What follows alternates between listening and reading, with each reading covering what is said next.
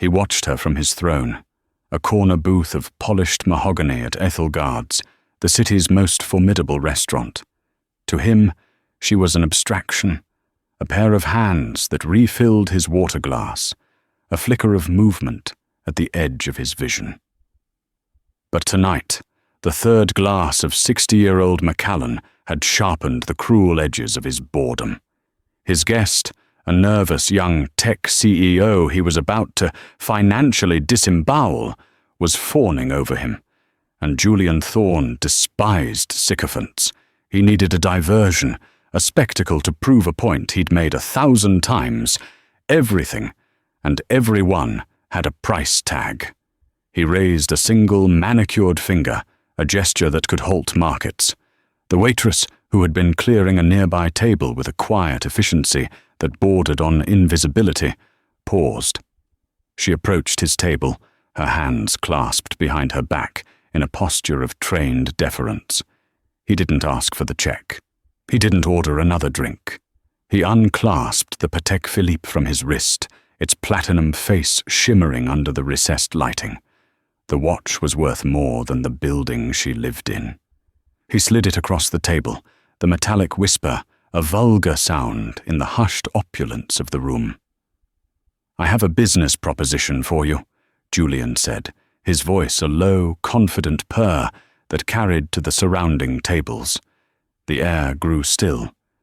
"My associate here believes in quaint notions like dignity and self-respect. I, however, believe in capital. That watch is yours. All you have to do is dance for us. Right here, right now." He gestured to the small open space by the grand piano. "And not a good dance. I want you to make a fool of yourself, flail, stumble, be clumsy. Entertain us with your humiliation for 5 minutes." A collective invisible gasp sucked the air from the room. Julian Thorne hadn't just made a proposition. He had publicly declared her worthless, a commodity to be purchased for his fleeting amusement. He expected tears, a stammered refusal, or, even better, a desperate, clumsy acceptance. He thought he was buying a moment of cheap theatre. He had no idea he had just handed a lit match to a woman standing in a room full of gasoline, and his own meticulously constructed world was about to be engulfed in the blaze. Ethelgard's wasn't merely a place to eat. It was a declaration of status, nestled 62 floors above the Chicago River. Its vast windows presented a city of glittering diamonds scattered on black velvet. The atmosphere inside was a carefully curated blend of old money and new power, the scent of leather-bound menus, vintage Bordeaux, and the faintest, most expensive whisper of saffron. The quiet chime of silver on bone china was the only acceptable music between the pianist's sets. For the patrons, it was a fortress of their success. For the staff, it was a tightrope walk of impeccable service over a canyon of potential disgrace. Ilara Vance knew this tightrope better than anyone. For 3 years, it had been her entire existence. Each evening, she donned the severe, high-collared black dress, twisted her long, raven-dark hair into a tight, unforgiving chignon, and composed her features into a mask of serene neutrality. She moved with a liquid grace that was both practiced and innate, her steps a silent rhythm on the plush Aubusson carpets. She could pour a 1945 Mouton Rothschild without a single tremor, presenting a plate of Wagyu beef to men who saw her as little more than a piece of the restaurant's decor. Tonight, the apex predator of Ethelgard's food chain held court. Julian Thorne. The name was synonymous with a certain kind of brutalist architecture, and an even more brutal form of capitalism. At 42, he was the head of Thorne Developments, a real estate leviathan that raised history to erect monuments of glass and steel. He was savagely handsome, with eyes the color of a winter sky and a smile that never quite reached them. His suit was bespoke, his posture radiating an unshakable certainty in his own supremacy. Ilara had been to his table 4 times. He had looked through her, his attention fixed on the nervous young CEO and another man, his lawyer, Arthur Vance. Arthur was older, with kind, weary eyes, and a face that seemed to carry the weight of his client's sins. They were celebrating the finalization of a hostile acquisition. Their conversation, a low murmur of predatory conquest, had been the backdrop to her evening. He talked about the buildings, history, the community, Julian was saying, a smirk twisting his lips as Ilara refilled his water glass. History is a liability, Arthur. Community is a focus group. Every brick, every person has a number attached. Find the number, and you own them. Arthur Vance shifted in his seat, the leather groaning in protest. Some things don't have a number, Julian. A person's dignity, for instance. Julian let out a short, dismissive laugh. Dignity is the luxury of those who can afford it. For everyone else, it's just an opening bid. It was then that his cold gaze swept the room and finally snagged on Ilara. He watched her for a long moment as she cleared an adjacent table, lifting a heavy tray of dishes. He didn't see the strength in her back or the precision in her movements. He saw practiced servitude. He saw an opportunity to prove his point to Arthur. That was when he had lifted his finger. That was when the world had stopped. Now, she stood before him, the silence of the room a physical pressure on her skin. He wanted to strip her down, not her clothes, but her pride. He wanted to prove that she, like the historic buildings he demolished, could be bought, broken, and discarded. "Sir," she began, her voice a whisper. "I'm not a sir you have to placate," he cut in, his voice louder now, drawing in the audience. "I'm a buyer, and I'm offering a very generous price for a very simple performance. 5 minutes of your time for a timepiece that costs more than your college degree. Yes or no?" Her manager, a perpetually flustered man named Mr. Dubois, was already gliding towards them, his face pale with horror. This was a violation of every code Ethelgard stood for. But Julian Thorne was a man who wrote his own codes. Ilara looked at Julian's face. She saw the clinical curiosity in his eyes, the absolute conviction that he had her trapped. He saw a waitress. He saw overdue bills, the crushing weight of responsibility. He saw desperation, and he was right. She was desperate. But her desperation had a name: Nana Rose. Her mind fled the 62nd floor. She was in a small, antiseptic room at the Lakeshore Memory Care Facility, the air smelling of lavender-scented disinfectant and quiet sorrow. She saw her grandmother's face, once so full of life and laughter, now a beautiful, heart-breakingly blank canvas. She saw the gentle, vacant smile that no longer recognized her. She thought of the letter that had arrived last week, tucked away in her purse, a notice of a cost of living increase, a polite term for an amount that might as well have been $1 million, an amount that would force her to move Nana Rose to a state-run facility, a place her grandmother had always feared, calling it the place where people go to be forgotten. $20,000, the quick appraisal she'd made of the watch, wasn't just money. It was 6 more months at Lakeshore.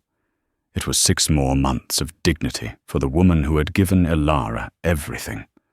Her own dignity, the armor she had worn every single day, suddenly felt as flimsy as paper. It was a luxury she couldn't afford. But humiliation wasn't in her DNA. A different kind of fire, one she had banked for years until it was little more than embers, began to glow hot in her chest. She met Julian Thorne's gaze, and for the first time her eyes weren't a neutral servant's mask. They were deep, direct, and held a flicker of something that made him unconsciously straighten his spine. She gave a single, sharp nod. Fine. The word was a crack of thunder in the silent room. But not for the watch, she added, her voice suddenly finding its timbre, clear and resonant. Cash. $20,000. And I don't dance alone. Julian's smirk widened. The little mouse was trying to negotiate. It was even more amusing than he'd hoped. Oh? And who, pray tell, will be your partner, Mr. Dubois? He asked, gesturing to her terrified manager. Ilara's gaze didn't waver from his.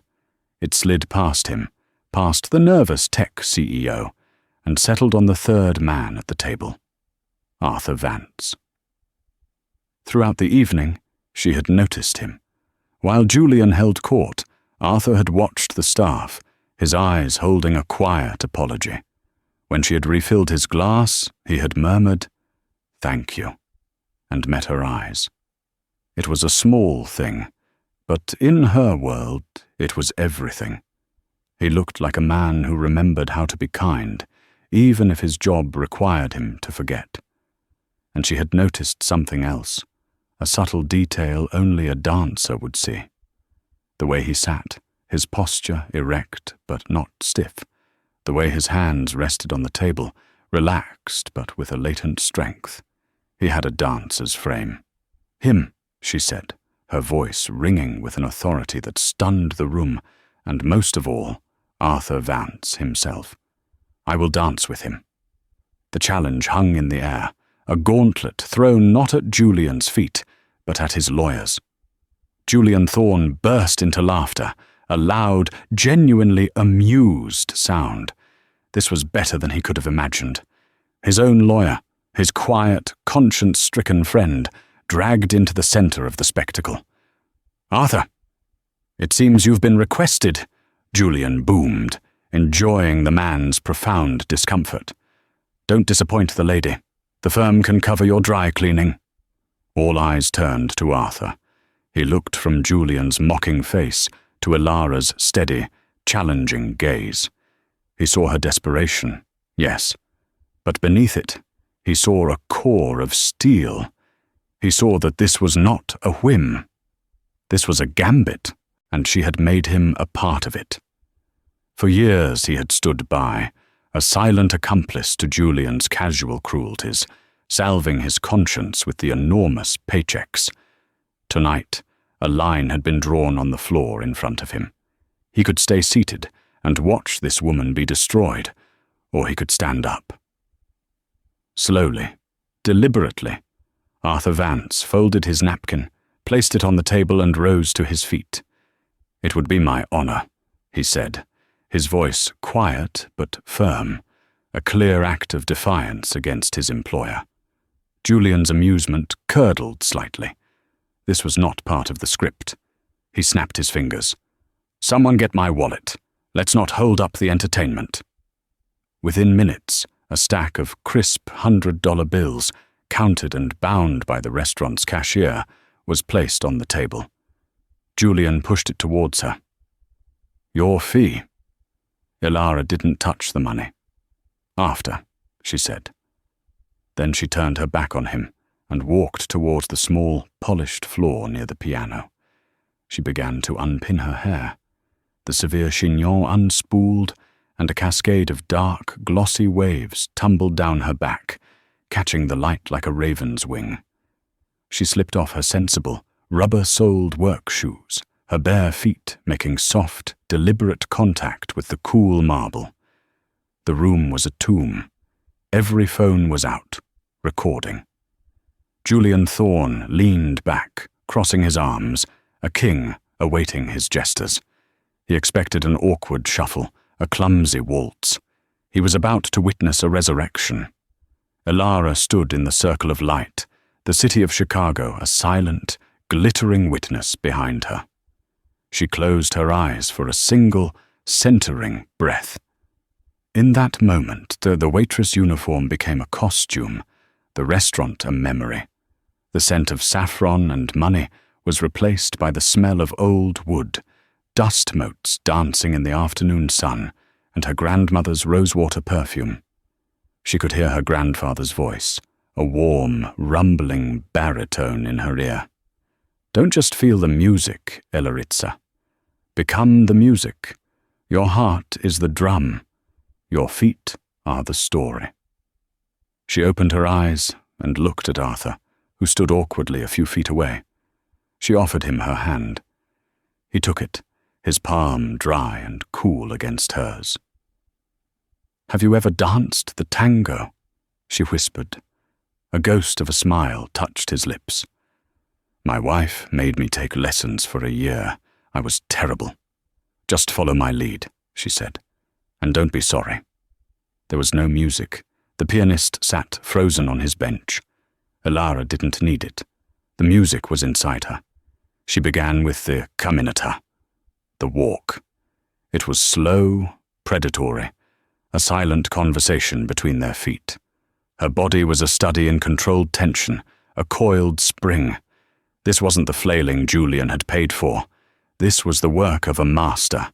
Every line was clean, every muscle engaged. Julian Thorne's smirk vanished. He sat forward, his drink forgotten. This was not the language of a waitress. This was the vocabulary of a professional. Then she moved. She initiated a sharp ocho, her legs scissoring through the air, her hips swiveling with a precision that was both hypnotic and startling. Arthur, to his credit and her immense relief, responded. His clumsy lessons from years ago came back in a flood of muscle memory, but it was her lead that guided him. She was the narrator. He was the ink she used to write the story.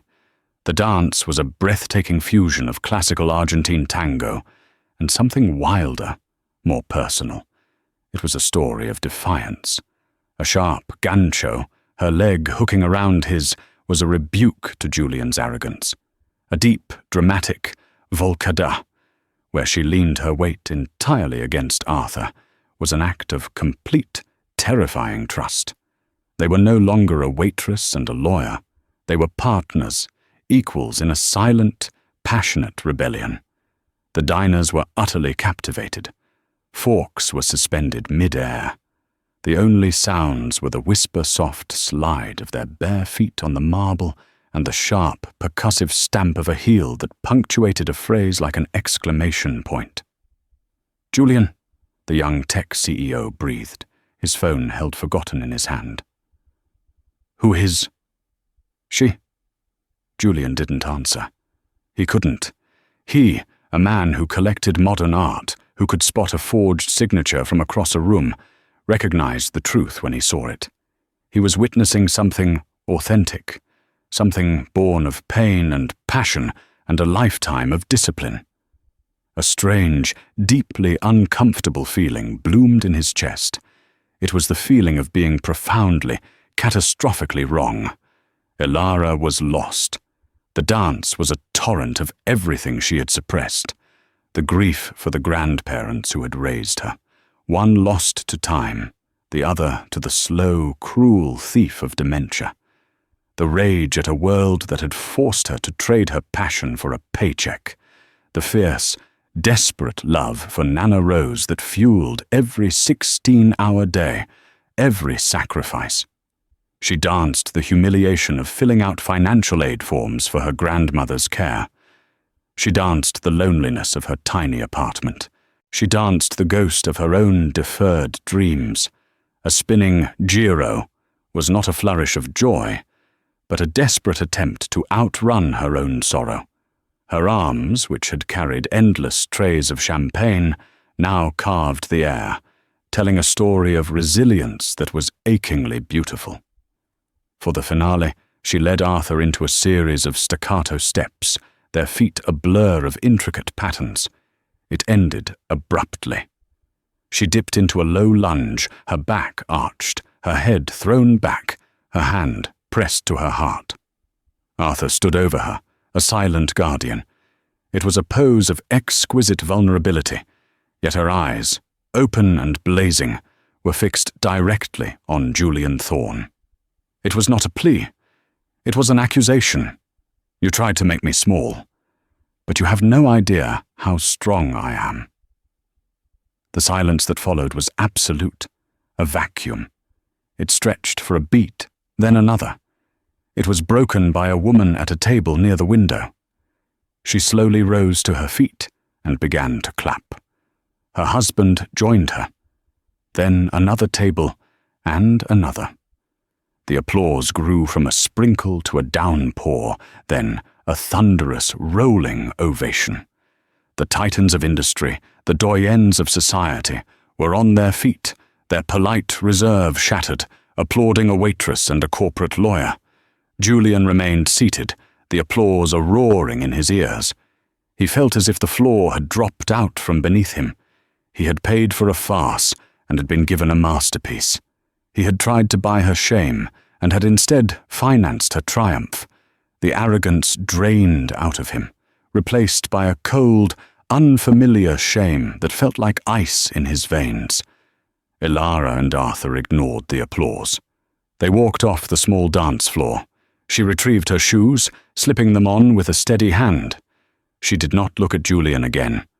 She walked to his table, picked up the stack of bills, and tucked it into her apron pocket without a word. Then, turning to her manager, Mr. Dubois, who stood gaping like a fish, she said, "I quit."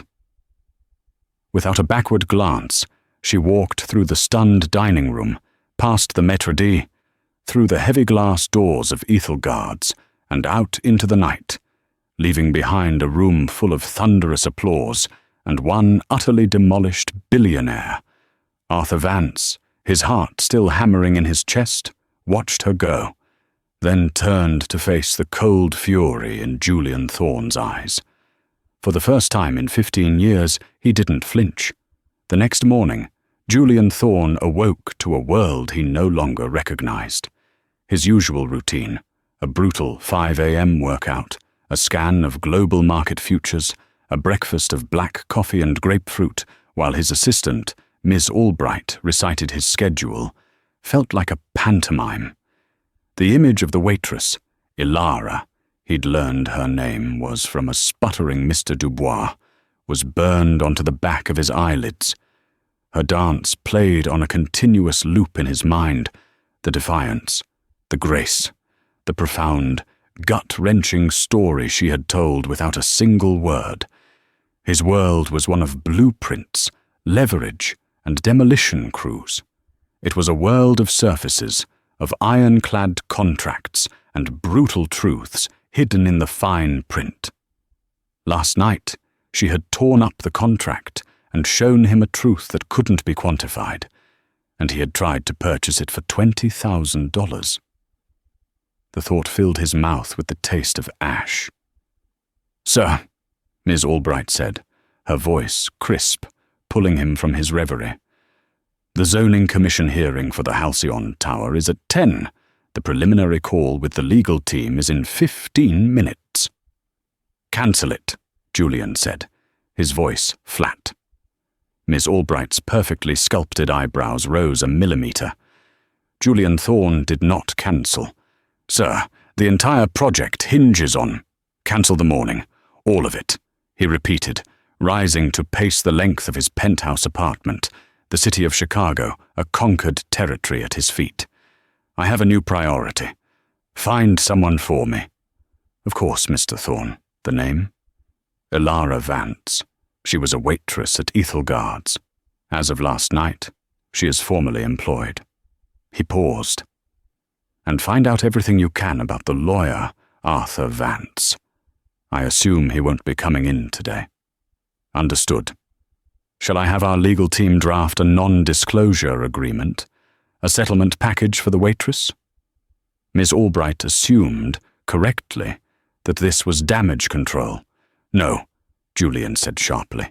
"No agreements. No more money. I need to know who she is, who they are, everything. Employment history, family, financials. Use our top investigators. I want it on my desk by end of day. And be discreet." "Yes, sir," she said, her professional composure a mask for her astonishment. For the rest of the day, Julian was a phantom haunting his own office. He stared at a massive Gerhard Richter painting on his wall, an abstract canvas of scraped and layered colour, and for the first time it looked inert and meaningless compared to the emotion Elara had painted in the air with her body. Meanwhile, the story had already metastasized. It hadn't come from the patrons. Their circle was too insulated, too concerned with maintaining the illusion of decorum. It came from the kitchen staff, the bus boys, the valets. By noon, a dozen grainy cell phone videos had been stitched together and posted online. The title was pure clickbait. Billionaire tries to humiliate Waitress. His own lawyer helps her destroy him. The video went viral with the speed of a contagion. By evening, it had 20 million views. Tango Takedown was trending. The internet, with its ravenous appetite for stories of the powerful being humbled, had found its new obsession. They called her the Ethelgard Angel. They called him the People's Lawyer. They called Julian Thorne, things his PR team spent the rest of the week trying to scrub from search results. For Elara, the sudden notoriety was a terrifying, suffocating glare. After leaving the restaurant, she had gone straight to her small apartment in Pilsen, her hands shaking as she counted the money. It was more cash than she had ever seen in her life. She slept for 3 hours, a fitful, dream-haunted sleep, and woke to a barrage of texts from friends she hadn't heard from in years. "Is this you?" they read, a link to the video attached. She watched it once, her stomach clenching into a tight, painful knot. She saw a stranger on the screen, a woman with a face like a tragic mask, moving with a power she hadn't felt in years. The comments were a tidal wave of praise for her, for Arthur, and vitriol for Julian. They saw her as a hero. She just felt naked, her deepest, most private story laid bare for public consumption. The dance had been for Nana Rose, an act of desperate love. Now it was a meme. "I have to disappear," she whispered to the empty room. She unplugged her internet router and shut off her phone. The next morning, she went to the bank to deposit the cash, then drove to Lakeshore Memory Care, the official-looking letter about the fee increase clutched in her hand. She paid for the next 6 months in full, the relief so profound it almost brought her to her knees. But as she sat by her grandmother's side, holding a hand that no longer squeezed back, she felt a new kind of anxiety. The world now knew her face. They knew her story, or at least a sensationalized version of it. The quiet, anonymous life she had so carefully constructed was gone. On the 3rd day, Miss Albright placed 2 slim, leather-bound files on Julian's desk. "Elara Vance and Arthur Vance," she announced. Julian opened Elara's file first. His heart hammered against his ribs with an unfamiliar rhythm. The report was a life distilled into cold, hard bullet points. Elara Vance, age 26. Parents, deceased, raised by maternal grandparents, Rose and Dmitry Volkov. Grandparents, Dmitry Volkov, deceased. Rose Volkov, age 84, resident at Lakeshore Memory Care. Diagnosis, advanced Alzheimer's disease. Education, admitted to the Juilliard School, Dance Division, on full scholarship at age 18. Considered one of the most promising dancers of her generation. Dropped out at age 20. Reason for withdrawal, became primary caregiver for her grandmother following her grandfather's death and her grandmother's rapid cognitive decline. Employment history. A string of service industry jobs for the past 6 years. Bartender, coat check attendant, waitress. All chosen for flexible hours to accommodate caregiver duties. Financials. Significant debt accrued from grandmother's early medical care before assets were liquidated. Current income barely covers living expenses and insurance premiums. Lakeshore Memory Care, monthly cost, $3,200. Recent fee increase to $3,800.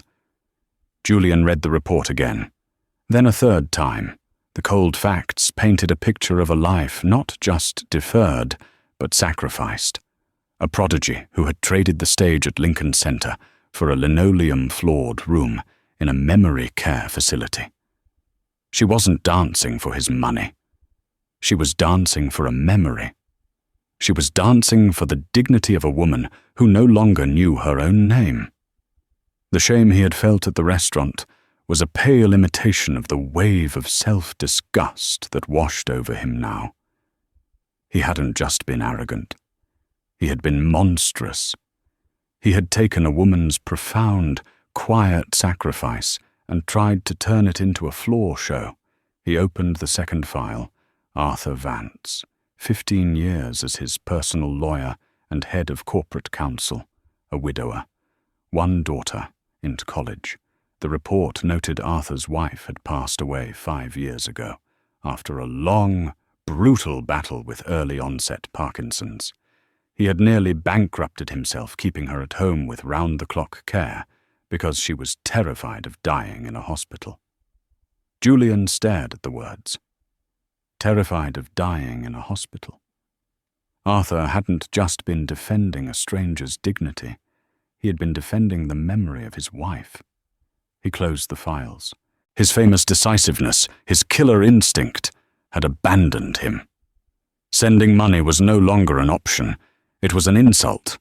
An apology was a laughably inadequate tool for a wound this deep, but to do nothing felt like a moral impossibility. "Miss Albright," he said, his voice hoarse, "get me everything you have on Lakeshore Memory Care. Ownership, financials, patient satisfaction reports, everything, and clear my schedule for the rest of an undetermined amount of time." He was no longer trying to fix a PR problem. He was trying to reckon with the hollow man staring back at him from the reflective glass of his skyscraper. For 2 days, Ilara lived like a fugitive. Reporters had found her apartment building, their news vans parked like vultures on the street below. She had to use the back fire escape to get out, her heart pounding with every creak of the metal stairs. The viral fame was a prison, its walls built of other people's opinions. On the third evening there was a knock on her door. Not the loud, insistent rap of a journalist, but a quiet, hesitant tapping. She froze, her breath catching in her throat. "Miss Vance? Ilara? It's Arthur Vance." She crept to the door, peering through the peephole. It was him. He looked tired, older than he had at the restaurant, and he was holding a simple paper bag that smelled of fresh bread.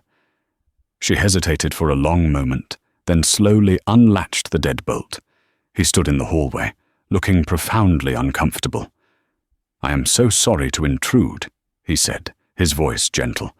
I wanted to make sure you were all right, and I wanted to apologize. For my part in all of it, I should have stopped him before it ever began." "You did stop him," she said quietly, opening the door a little wider. "You stood up." "I stood up far too late," he countered. "May I come in? I promise I'm not here on his behalf." He held up the paper bag. "I brought pastries." It seemed like a pastry kind of situation. She let him in. Her apartment was tiny but immaculate, filled with books and a few framed photos of an older, smiling couple. Her grandparents. He sat awkwardly on her small sofa while she made tea. "I quit, you know," he said into the quiet. "The morning after. I couldn't be a part of that world anymore." "I'm sorry," she said, though she wasn't sure if she was. "Don't be," he said with a wry smile. "It's the most honest thing I've done in a decade.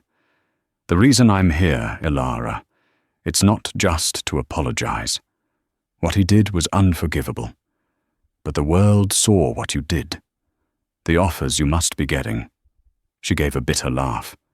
"Offers to be a novelty act." The dancing waitress, They don't want an artist. They want the story. I understand, he said, his gaze falling on the photo of her grandparents. My wife, she was a painter. After she got sick, she couldn't hold a brush anymore, but she never stopped being an artist. It was in her soul, just like the dance is in yours. Ilara looked at him, truly looked at him, and saw not a lawyer or a rich man, but a man who understood loss. She saw the quiet grief he still carried. An unspoken understanding passed between them. There's something else, Arthur said, his tone shifting, becoming more focused, the lawyer in him resurfacing. I did some digging on Lakeshore Memory Care. He pulled a folded piece of paper from his coat pocket. It's owned by a holding company, a subsidiary of another subsidiary. But if you trace it all the way back to the top, the primary shareholder is Thorne Developments. Ilara stared at him, the teacup trembling in her hand. What? He owns it, the place where your grandmother lives.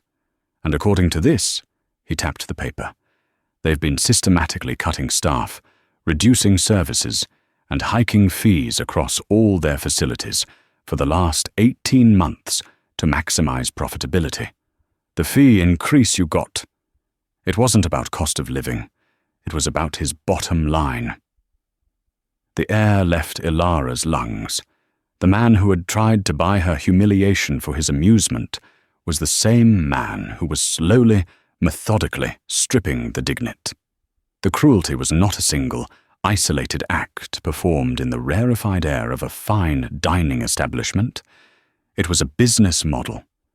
It was the slow, methodical, and profitable erosion of a human being's final years, codified in spreadsheets and justified in boardroom meetings. The $20,000 he had tossed on the table was not an anomaly. It was a microcosm of his entire empire, a system that strip-mined dignity for dividends. The fire that had burned in Ilara that night, a brief, brilliant conflagration of defiance, now settled into the deep, enduring heat of a forge. It was no longer a fire of personal humiliation. It was a fire for the forgotten. "What do we do?" she asked, her voice stripped of its tremor, leaving behind something as hard and resonant as steel. Arthur Vance looked at the photograph of her grandparents, then back at her. The weariness that had been etched into his features for years was gone, burned away by a sudden, clarifying purpose. He saw in her eyes the same fierce, protective love he had felt for his own wife. "He understands one language, Ilara," he said, his voice low and steady. "Power, contracts, litigation. He believes he can assign a number to everything, so we will speak to him in that language. We will present him with a cost he cannot ignore, not for money, not for ourselves, for them." He nodded toward the smiling faces in the photograph, and by extension, to all the faces behind the sterile walls of Lakeshore. For all of them. Julian Thorne did not tolerate rebellion. Arthur's resignation had been an irksome act of sentimentality. The viral video was a public relations wildfire that would eventually burn itself out. But the document that Ms. Albright placed on his desk a week later was neither. It was a formal declaration of war. Vance Etelzovi Thorne Developments. A class action lawsuit filed in federal court alleging systemic elder neglect, fraudulent billing practices, and intentional infliction of emotional distress.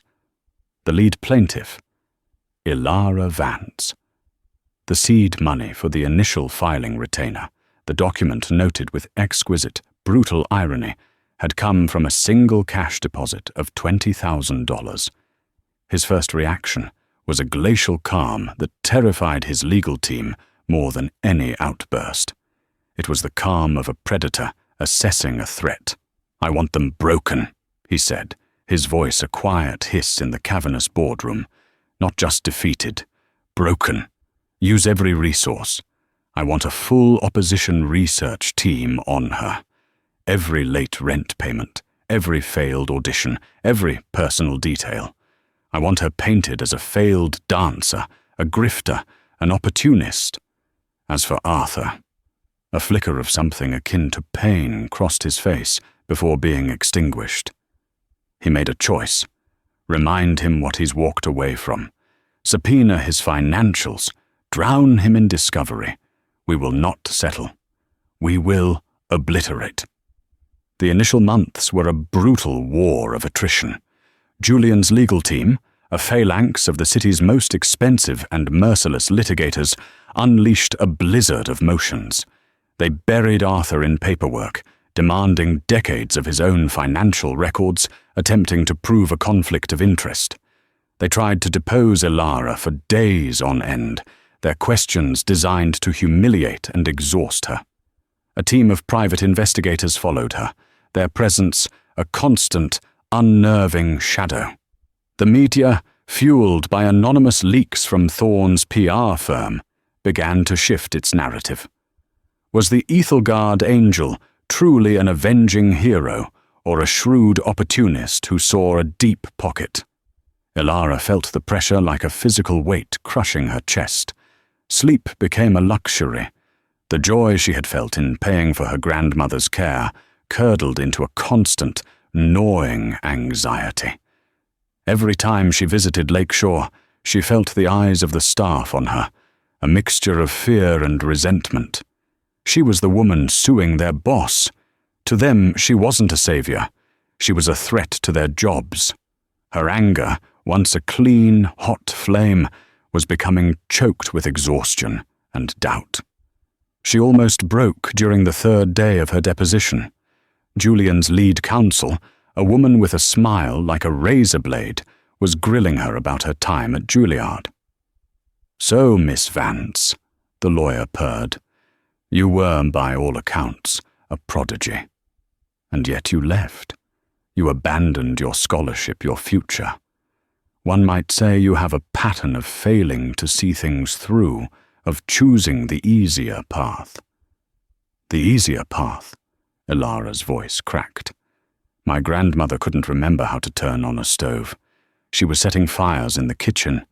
My grandfather had just died.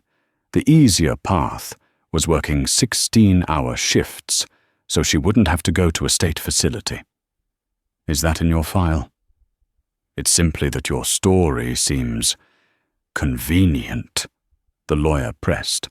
A woman with a history of financial trouble suddenly finds herself the subject of a billionaire's momentary whim, and, instead of walking away, parlays it into a multi-million-dollar lawsuit. It paints a picture, wouldn't you agree? Elara looked past the lawyer, to the window, to the grey city outside. She felt the fight draining out of her. They were succeeding. They were turning her sacrifice into a commodity, her love into a strategy. She felt Arthur's hand gently touch her arm under the table, a silent message of support. She took a deep breath, picturing her grandfather's face. "Become the music, Elaritza. Your heart is the drum." She met the lawyer's gaze. "The only picture it paints," she said, her voice low and clear, "is of a man so insulated by his own wealth that he cannot comprehend a single human action that isn't motivated by greed. You are not deposing me. You are deposing your client's bankrupt philosophy." The words hung in the air, a quiet detonation. The lawyer's smile faltered. For the first time, a crack appeared in their armor. Julian read the transcript of the deposition that night, alone in his penthouse. He read her words, "Your client's bankrupt philosophy," and felt an unfamiliar sting. It wasn't anger. It was the cold, sharp sting of truth. The war was not going as planned. Public sentiment remained stubbornly on their side. Other families from Thorne-owned facilities had joined the lawsuit, their stories of neglect and heartache adding fuel to the fire. The case was becoming a referendum on his entire identity. He found himself pulling up the opposition research file on Elara again.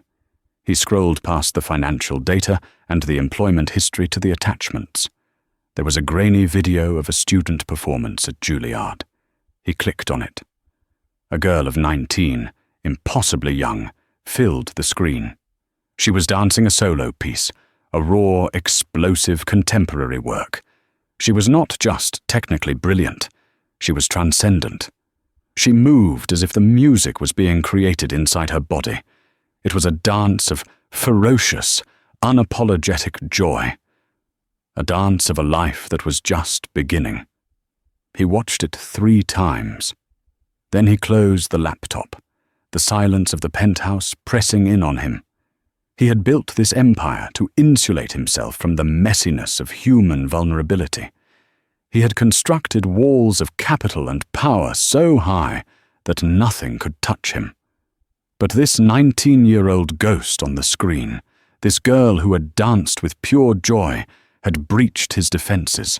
He had not just tried to humiliate a waitress, he had profited from the slow, grinding destruction of an artist. The thought was a shard of glass in his gut. Against all advice, he did what he had to do.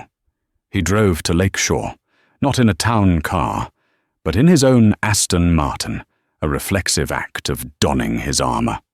He strode in, unannounced, expecting the deference his presence usually commanded, but the receptionist, a harried young woman juggling 3 phone calls, barely looked up.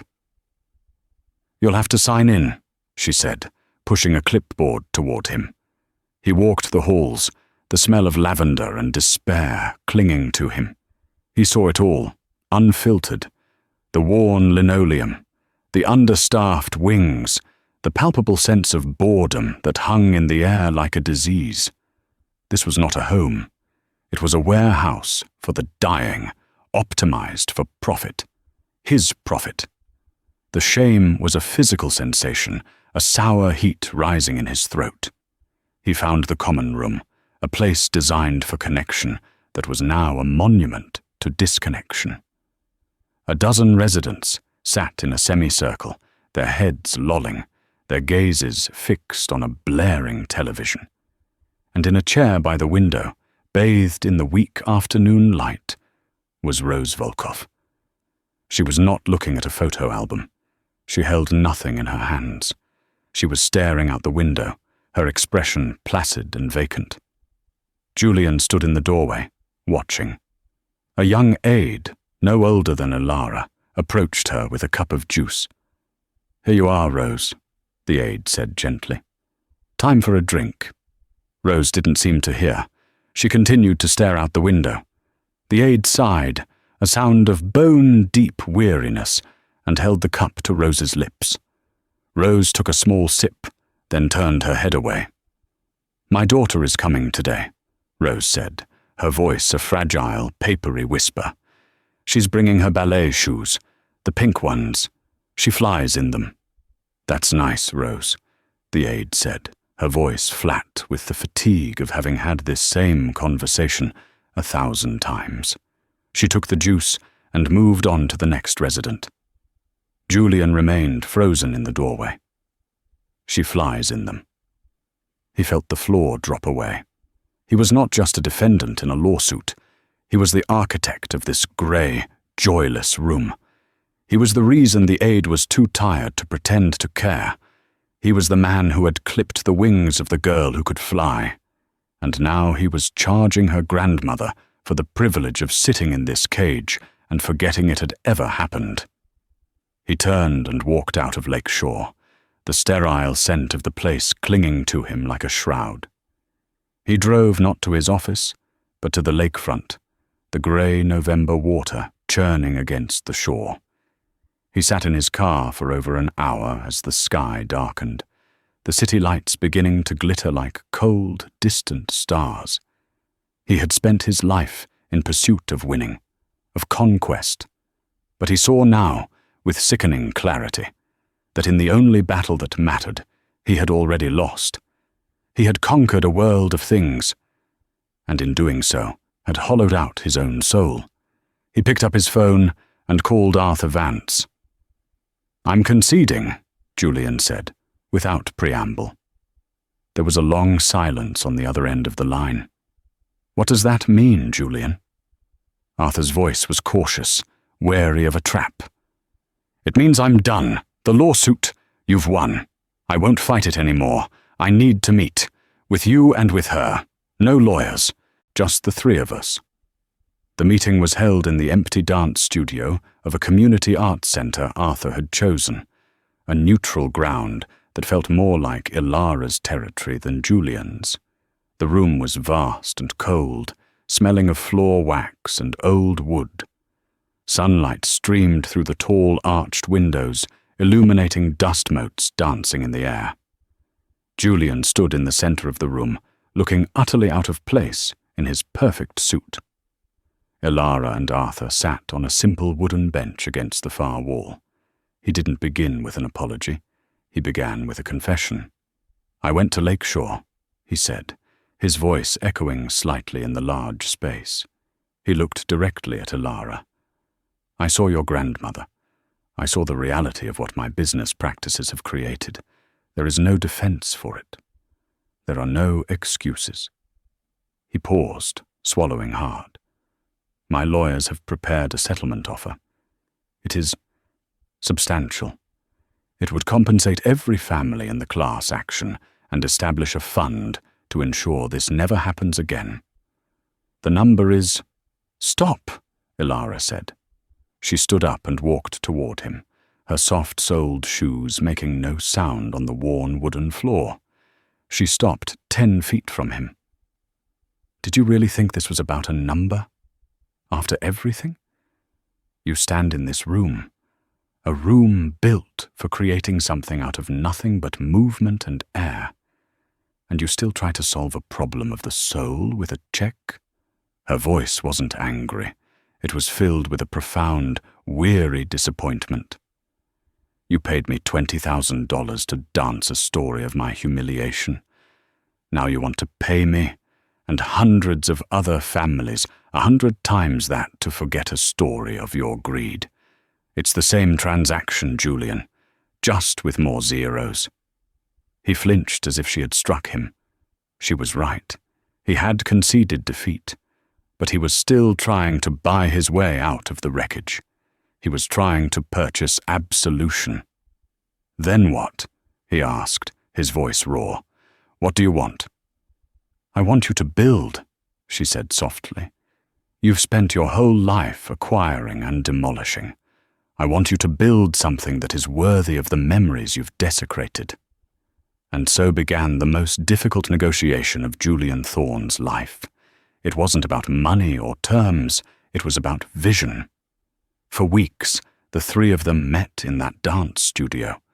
Arthur served as the conscience and the pragmatist, translating Ilara's fierce, artistic vision into a workable structure.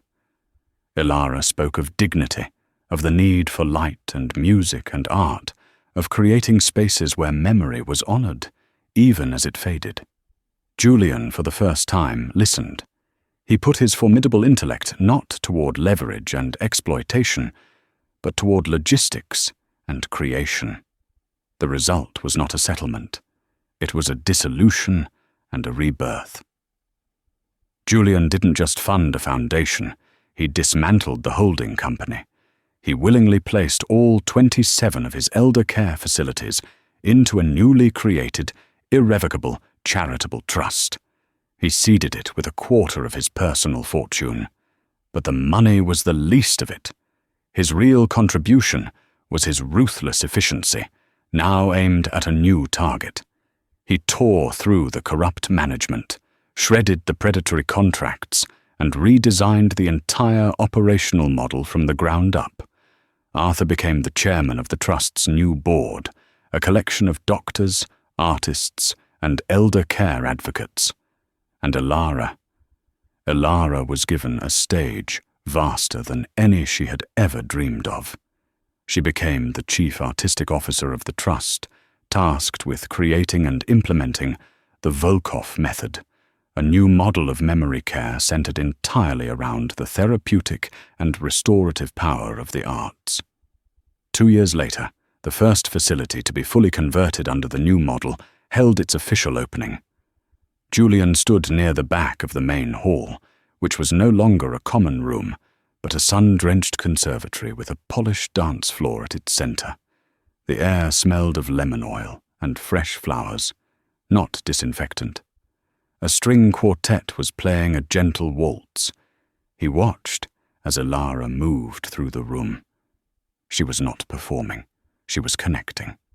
She took the hand of a woman in a wheelchair, guiding her chair in a slow, graceful circle in time with the music. She knelt beside a man who hadn't spoken in months and hummed the melody, tapping the rhythm on his hand until his fingers began to tap along with hers. This was her art now. It was not the explosive, self-possessed dance of her youth. It was a quieter, more profound choreography of empathy. She was giving back the pieces of a world that had been stolen from the residents, one note, one step, one shared moment at a time. Arthur came and stood beside Julian, holding 2 glasses of water. He handed one to Julian. "She's created a miracle here," Arthur said quietly. "She didn't create it," Julian replied, his eyes never leaving Elara. "She remembered it. She remembered what it means to be human. The rest of us just forgot." Just then, Elara looked up, her gaze sweeping the room. Her eyes met Julian's. There was no animosity in her look, but no easy forgiveness either. There was something more complex, a shared, sober understanding of the long road they had traveled from that terrible night at Ethelgard's. She gave him a single, slow nod, an acknowledgement of a debt that could never be truly repaid, but which was being honored every day in this room. He nodded back. He had spent his life building monuments of glass and steel that clawed at the sky, testaments to his own power. They were cold, empty, and meaningless. But this place, this noisy, imperfect, beautiful room full of music and light and fragile, resilient people, was the only thing he had ever helped build that truly touched heaven. He turned not to leave, but to stay, content for the first time in his life to simply stand in the background and watch something beautiful grow.